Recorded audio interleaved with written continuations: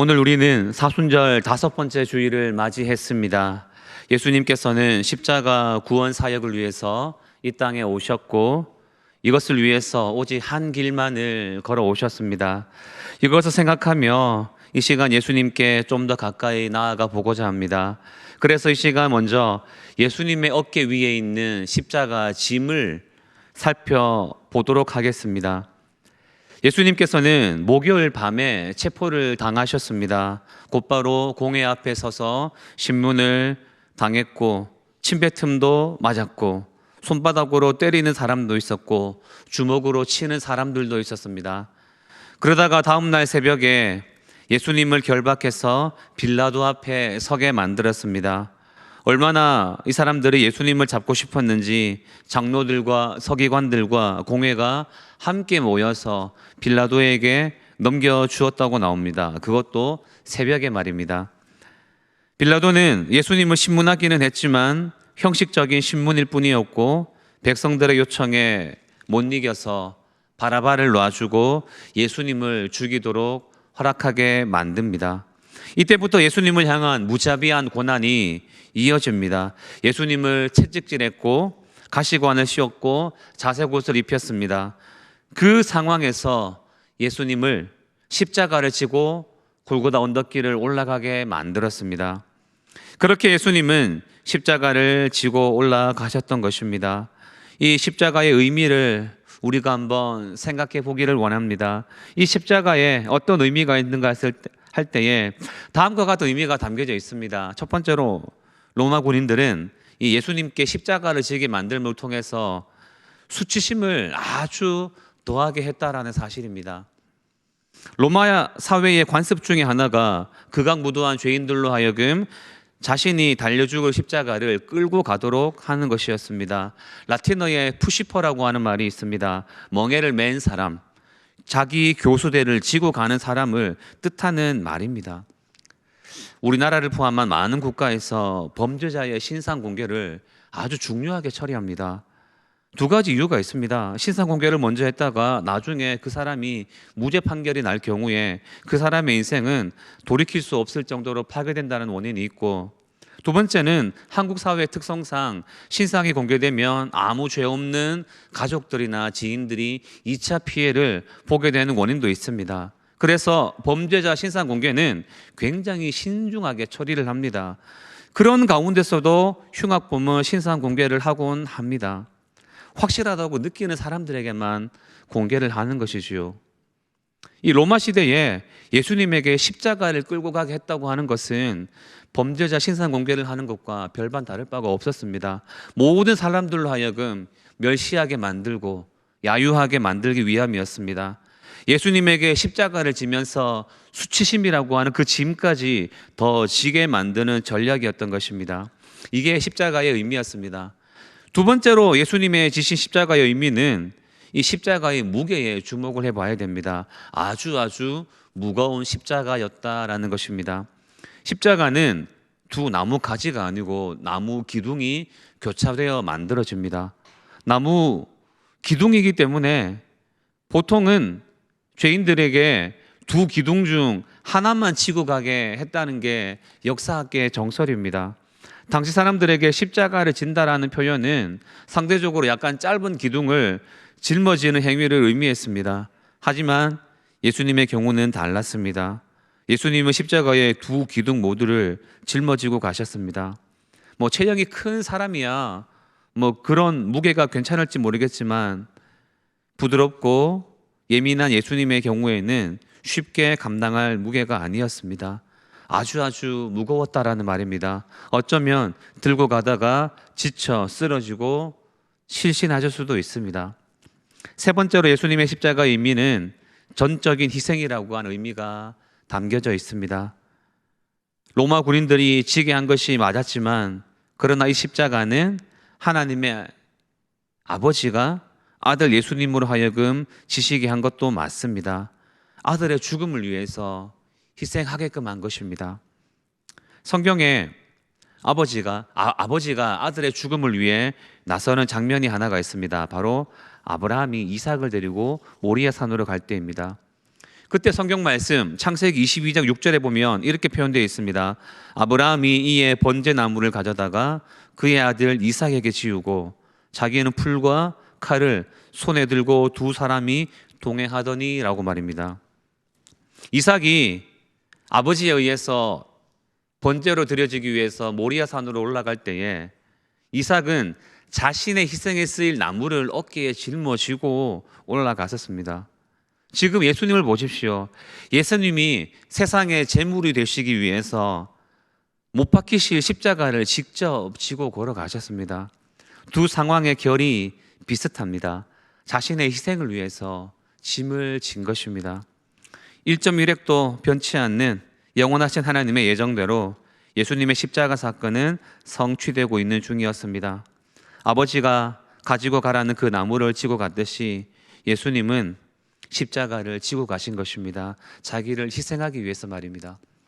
그리고 네 번째로 이 십자가에는 영적인 의미도 담겨져 있습니다. 바로 우리들의 불순종이 함께 들어있고 그 불순종을 예수님이 대신 지고 가셨다라는 것입니다. 갈라디아서 3장 13절 말씀에 그리스도께서 우리를 위하여 저주를 받은 바 되사 율법의 저주에서 우리를 속량하셨으니 기록된 바 나무에 달린 자마다 저주 아래 있는 자라 하였습니다 라고 나옵니다. 십자가는 저주를 뜻합니다. 예수님께서 이런 십자가를 어깨에 짊어지신 것은 하나님의 뜻에 순종하셨다라는 것을 보여줍니다. 우리의 모든 불순종의 죄악들을 예수님이 지고 가셨다라는 말입니다. 예수님 탓이 아니라 우리의 탓입니다. 예수님이 지금 십자가를 지고 골고다를 올라가고 있는 모습에는 이런 여러 의미들이 담겨져 있습니다. 지금부터가 중요합니다. 예수님은 이 십자가를 지고 가셨는데 가다가 완주하지 못하고 쓰러졌습니다. 예수님의 강행군을 생각해 보시기 바랍니다. 겟세마네 동산에서부터 고뇌 가운데 땀을 핏방울처럼 흘리면서 기도함으로써 밤을 지새우셨습니다. 그리고 다음날 새벽에 예수님은 사내들인 공회 앞에 서셨습니다. 그리고 나서 빌라도 앞에도 서셨고 그 위에는 헤롯 왕 앞에도 섰습니다. 끝이 아니죠. 채찍을 맞으셨고 병사들에게 조롱을 받으셨습니다. 이런 고초를 다 겪으신 분이 예수님이셨습니다. 인간의 몸으로 오신 예수님께서 전혀 지친 기색을 보이지 않았다고 한다면 그게 더 이상한 일입니다. 그런 가운데 이 십자가는 너무 무거웠습니다. 끌고 가던 중에 정말 기절했을 수도 있습니다. 한 번이 아니라 두 번, 세 번 그렇게 되었을 수도 있습니다. 너무 힘든 십자가였다라는 말입니다. 바로 그때 한 사람이 그 십자가를 대신 지게 됩니다. 이 부분이 아주 중요합니다. 오늘 우리가 살펴볼 주제는 그 예수님의 십자가를 대신 진 사람이 있었고 그 사람에 관해서 볼 겁니다. 오늘 21절 말씀 보시기 바랍니다. 마침 알렉산더와 루포의 아버지인 구레네 사람 시몬이 시골로부터 와서 지나가는데 그들이 그를 억지로 같이 가게 하여 예수의 십자가를 지우고 라고 나옵니다. 이 십자가를 대신 진 사람은 구레네 시몬입니다. 시몬은 처음에는 눈에 띄지 않은 사람이었습니다. 그런데 어느 순간 불쑥 시몬이라는 사람이 예수님 앞에 딱 나타나 있었습니다. 십자가 지기에 적합한 사람이 가장 적합한 순간에 나타나게 된 것입니다. 그때부터 이 시몬은 골고다 언덕에 이를 때까지 십자가를 대신 지고 갔습니다.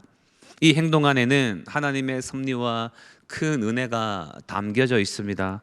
오늘 이 설교를 통해서 시몬이 이 십자가를 대신 짐을 통해 어떤 은혜가 주어지는지를 말씀드려 보도록 하겠습니다. 이 21절에 나오는 몇 가지 단어를 살펴보면서 우리들에게 주어지는 은혜를 살펴보고 우리들도 이 시몬처럼 십자가를 대신 지고 걸어갈 수 있기를 소망해 봅니다. 첫 번째, 시몬이라고 한 이름의 단어를 한번 살펴보겠습니다. 그의 이름이 시몬이었습니다. 이 시몬이라는 이름, 이 당시 아주 흔한 이름이었습니다. 우리나라에도 흔한 이름이 있죠. 철수, 영희, 정숙이, 저와 같은 영철이도 굉장히 흔한 이름입니다. 우리 교회도 F까지 동명이인이 존재하기도 합니다. 시몬도 그와 같은 이름이었고 그래서 이름 앞에 출신 지역을 적어줘야만 했었습니다. 그 많은 시몬들 가운데 이 구레네 시몬은 전혀 알려지지 않은 사람이었습니다. 그런데 하나님께서는 이 시몬에게 하나님의 아들 십자가를 지는 최고의 임무를 맡기셨습니다. 이전까지는 그냥 수많은 시몬 중에 한 시몬이었지만 이 십자가를 대신 짐을 통해서 이제는 아주 특별한 시몬이 되었습니다. 사람들은 몰라도 하나님은 알고 계셨고 택하셨고 사랑하셨고 이런 특별한 섬김을 위해서 따로 구별해 놓았던 것입니다. 여러분, 하나님의 역사는 이렇게 일어납니다. 바리새인 중에 바리새인인 한 사람이 있었습니다. 사울입니다. 그는 다소라고 하는 곳, 이방 땅인 헬론 문화 지역에서 살았지만 유대인의 전통이라면 그 모든 것을 마다하지 않고 철저하게 율법에 의거하여 살아가는 사람이었습니다. 예수 믿는 자를 너무 싫어했고 증오하기까지 했습니다. 교회를 핍박하는 것만으로는 성이 안 차는 사람이었습니다. 그런 그가 예전의 사울과는 완전히 다른 사울이 됩니다. 삶의 방향이 완전히 바뀌면서 하나님의 영광을 위해 살아가는 사람이 되었습니다.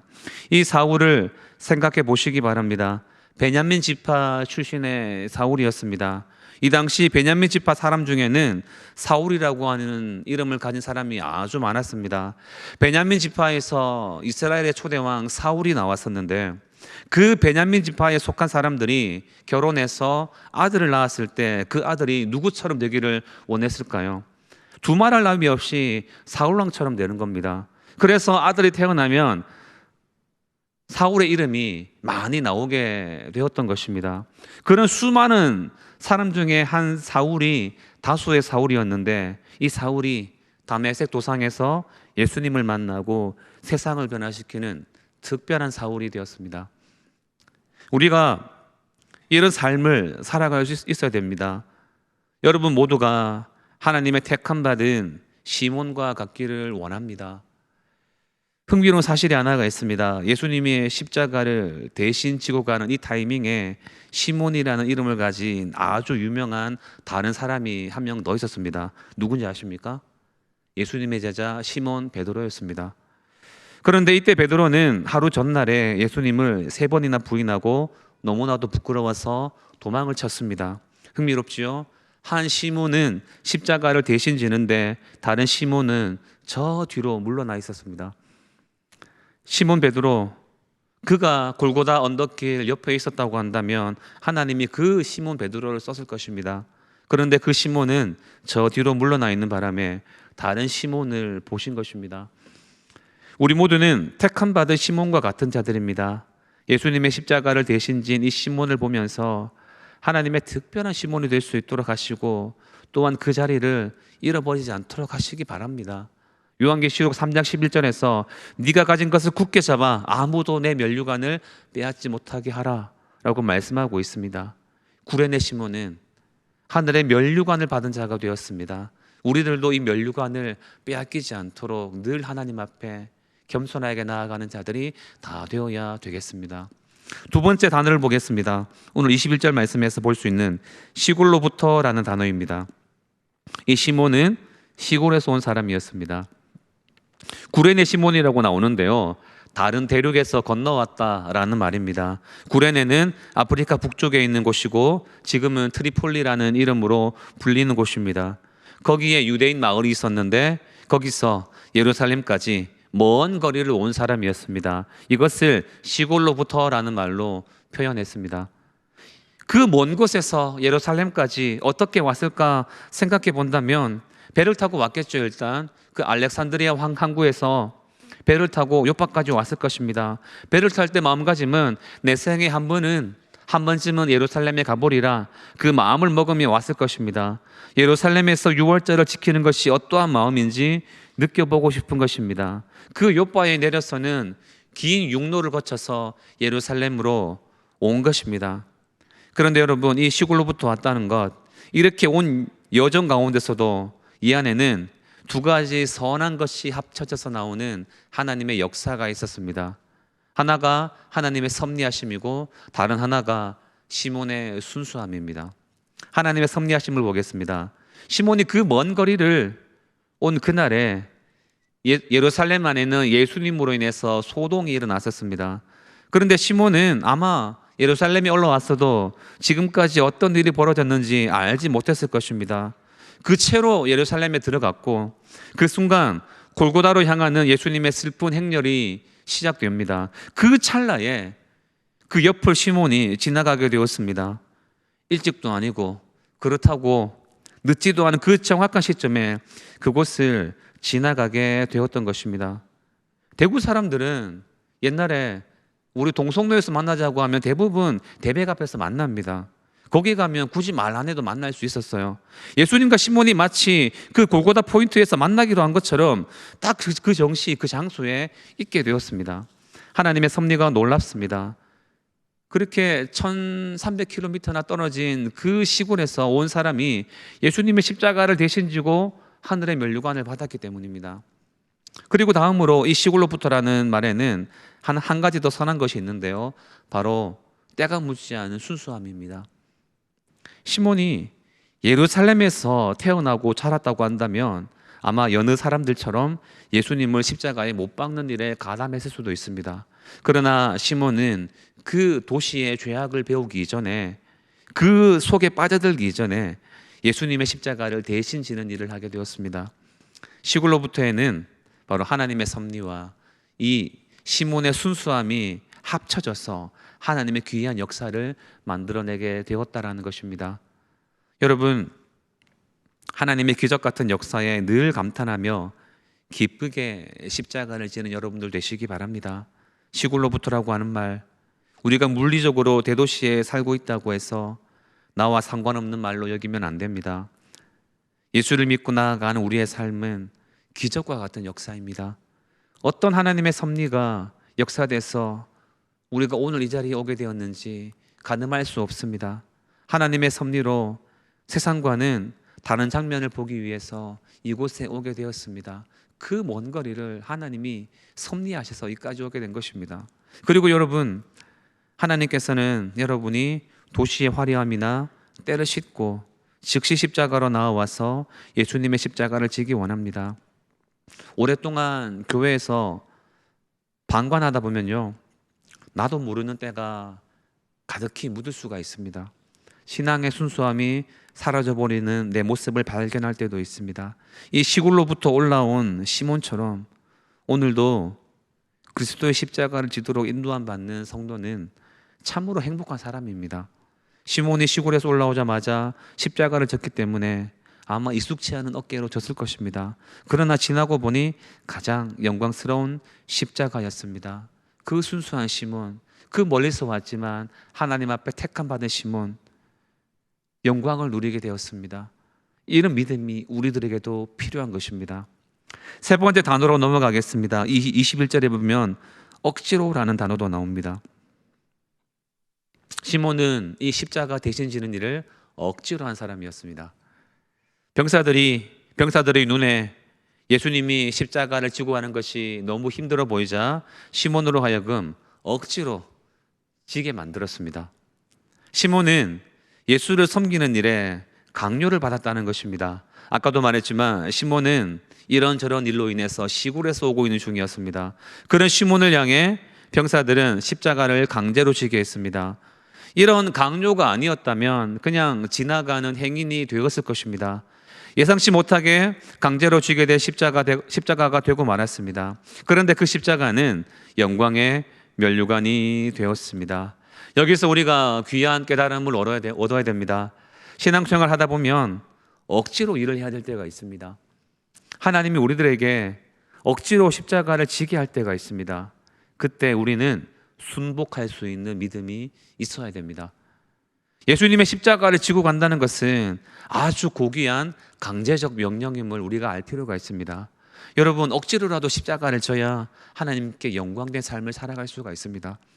사업하느라 수고하여 돈을 벌고 부자가 되어 죽는 것이 인생에 무슨 상관이 있을까요?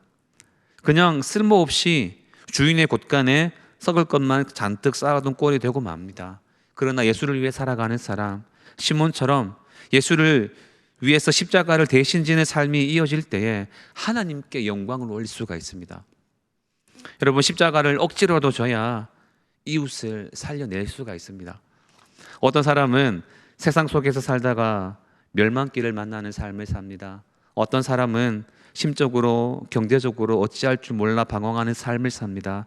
그리스도인이라면 그런 사람들을 구해내야 하는 마음, 그들의 필요를 채우는 삶을 살아가야 됩니다. 그런 삶은 하나님이 우리로 하여금 말하고 있어요. 김 목사야, 누구누구 권사야, 누구누구 집사야, 십자가를 억지로라도 져야 돼 라고 말입니다. 그런 삶이 많아질 때에 이웃을 살려낼 수가 있는 것입니다. 그리고 억지로라도 십자가를 져야 만족함이 없는 우리 영혼에 채워지는 은혜가 있습니다. 세상에서 아무리 성공한다고 한들 만족함은 없습니다. 세상 좋은 것들을 맛보아도 행복하지 않습니다. 그러나 예수를 믿고 나서 힘이 든다고 하더라도 예수님의 멍에를 같이 짊어지고 그 십자가를 억지로라도 지고 가는 사람들은 그 영혼의 참된 만족을 채울 수가 있습니다. 예레미야가 하나님께 토로합니다. 주께서 나를 권유하심으로 내가 그 권유를 받아 싸우며 주께서 나보다 강하사 이기셨으므로 내가 조롱거리가 되니 사람마다 중일토록 나를 조롱하나이다. 무슨 말이냐면, 하나님, 당신이 나를 강제로 선지자 되게 만들었습니다. 나보다 하나님이 힘이 더 세잖아요. 그래서 제가 또 밀려 한 거예요. 그런데 왜 이렇게 힘이 들어요? 사람들이 자신을 많이 조롱합니다 라고 하는 말이었습니다. 그런데 이어서 예레미야가 말합니다. 내가 다시는 여호와 이름으로 외치지 않겠다라고 말하면 내 마음이 불붙는 것 같아서 견딜 수 없습니다 라는 고백이었습니다. 하나님이 강제로 하게 만들었지만 나 하나님 너무 사랑해요. 앞으로도 하나님 말씀에 계속 순종하겠습니다 라고 하는 그런 영혼의 만족함 가득했던 것입니다. 여러분, 힘들어도 억지로라도 하나님이 하게 하시면 순종하시기 바랍니다. 그 가운데 영광의 면류관이 가득하게 임하게 될 줄 믿습니다. 네 번째로 오늘 말씀에서 볼 단어는 이것입니다. 마지막인데요, 알렉산더와 루포의 아버지라는 단어입니다. 오늘 성경이 시몬을 소개하는 방식이 아주 독특합니다. 성경에 나오는 수많은 사람들의 이름은 대부분 아묵의 아들이었다라는 표현을 씁니다. 요한의 아들 시몬, 세베대의 아들 야고보와 요한, 이새의 아들 다윗, 기스의 아들 사울, 이렇게 누구누구의 아들로 표현됩니다. 그런데 시몬을 향해서는 보십시오. 알렉산더와 루포의 아버지라는 다른 형태로 소개를 했습니다. 시몬의 아들들이 유명한 사람이었음을 보여줍니다. 우리는 시몬이 자녀들로 인해 명예를 얻었음을 볼 수가 있습니다. 알렉산더와 루포는 교회 생활을 잘하는 사람들이었습니다. 그렇지 않고서야 마가복음에 이렇게 자녀들의 이름이 기록될 리가 없습니다. 특별히 루포는 로마서 16장에서 바울이 언급한 그 루포입니다. 마가복음의 저자 마가는 바울의 1차 전도 여행 때 함께했던 사람이었고, 이 말은 바울도 마가도 시몬과 루포를 알고 있었다라는 말입니다. 사도 바울은 루포와 그의 어머니에게 문안하라, 그의 어머니는 곧 내 어머니니라 라고 했습니다. 루포의 어머니는 루포의 어머니일 뿐만이 아니라 사도 바울의 어머니일 만큼 모성애가 풍부한 여인이었습니다. 그녀가 사도 바울에게 어머니일 정도였다면 예수님의 다른 제자들에게도 어머니 같았을 것입니다.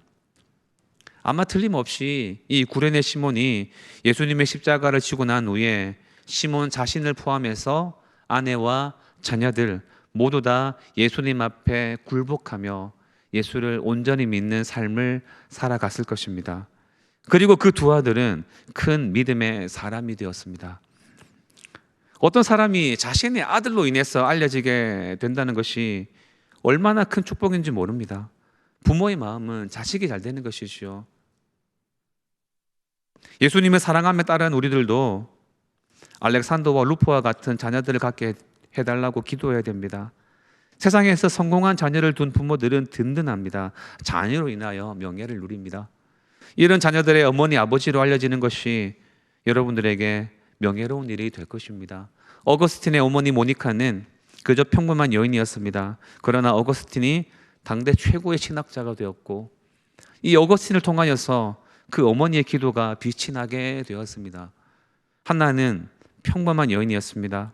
그러나 그 아들 사무엘이 이스라엘의 영성을 지도하는 선지자로 세워졌을 때에 어머니 한나 또한 믿음 충만한 여인으로 회자되었습니다. 다네수부터 브엘세바까지 사무엘은 여호와의 선지자로 세움받은 줄을 알았더라. 이 한 구절을 통해서 사무엘의 어머니로서 한나의 믿음이 돋보여진 것입니다. 여러분, 여러분의 믿음이 성숙하기를 바랍니다. 그리고 또 이 믿음을 자녀들에게도 잘 전수하여서 자녀들이 믿음의 사람이 되었을 때 서로 간에 명예가 얻어지는 결과를 누리게 될 것입니다. 그런 의미에서 이 시몬이 예수님의 십자가를 대신 진 것은 너무나도 귀한 일이었습니다. 여러분, 이상이 오늘 시몬이라는 사람에 나타난 은혜입니다. 오늘 21절 말씀 다시 보시기 바랍니다. 그를 억지로 같이 가게 하여 예수의 십자가를 지우고 라고 나옵니다. 병사들이 억지로 시몬에게 같이 가게끔 만들었습니다. 시몬은 예수님의 십자가를 대신 지었습니다. 이렇게 함으로써 예수를 따르는 교회의 대표자가 되었습니다. 이 사순절에 이 예수님의 십자가를 생각하며 우리들도 이런 믿음을 살아가게 되겠습니다. 우리들도 예수님의 십자가를 대신 짐으로 나아가는 것입니다. 예수님은 누구든지 자기 십자가를 지고 나를 따르지 않는 자도 능히 내 제자가 되지 못하리라 라고 말씀하셨습니다. 사도 바울은 골로새서 1장 24절에서 고백했습니다. 나는 그리스도의 남은 고난을 그의 몸된 교회를 위해서 내 육체에 채우노라 라고 말입니다. 이런 명령을 제일 먼저 수행한 사람이 바울보다 시몬이 먼저였습니다. 예수님의 십자가를 지고 간 이 시몬은 모든 점에서 그래서 모든 경건한 자들의 대표가 되었던 것입니다. 우리는 이 시몬을 통해서 은혜를 얻어야 됩니다. 시몬을 우리 모두가 본받아야 될 모범으로 삼고 그리스도 뒤에서 그분을 따라서 기꺼이 십자가를 질 수 있어야 됩니다. 기독교인이 되는 것에 그 어떤 어려움이 있더라도 기뻐할 수 있어야 됩니다. 어떤 수치나 모욕이나 손해나 고난이 따른다고 해도, 심지어 순교하게 된다고 해도 기꺼이 십자가를 지는 자들이 되어야 됩니다. 하나님 아버지께서 예수님을 통해 십자가를 시몬에게 지워졌듯이 그 십자가를 이제는 저와 여러분들의 어깨에 지워주고 계십니다. 이 예수님의 십자가를 잘 지고 갈 수 있기를 바랍니다. 주님의 십자가를 지는 것에는 영광의 면류관이 있음을 알고 잘 지고 가는 여러분들 되시기 바랍니다. 이렇게 십자가를 지고 가다 보면 하나님은 또 다른 시몬을 여러분들 옆에 붙여 주실 것입니다. 여러분들만 시몬처럼 되는 것이 아니라 또 다른 시몬을 하나님이 붙여 주실 것입니다. 로마 병사들은 예수님의 십자가를 질 사람으로 시몬을 보았었는데, 마찬가지로 힘든 여러분들을 또 누군가가 도와줄 시몬이 어딘가에 있을 것입니다. 시몬을 본받으시기 바랍니다. 예수님이 우리를 위해 십자가 졌는데 성도님들도 주님의 십자가를 기쁨으로 감당할 수 있기를 원합니다. 그러면 하나님께서는 저와 여러분들에게도 영광의 면류관을 씌워 주시리라 믿습니다. 이 사순절 기간에 이런 은혜가 하늘로부터 가득히 임하시기를 주님의 이름으로 축원합니다.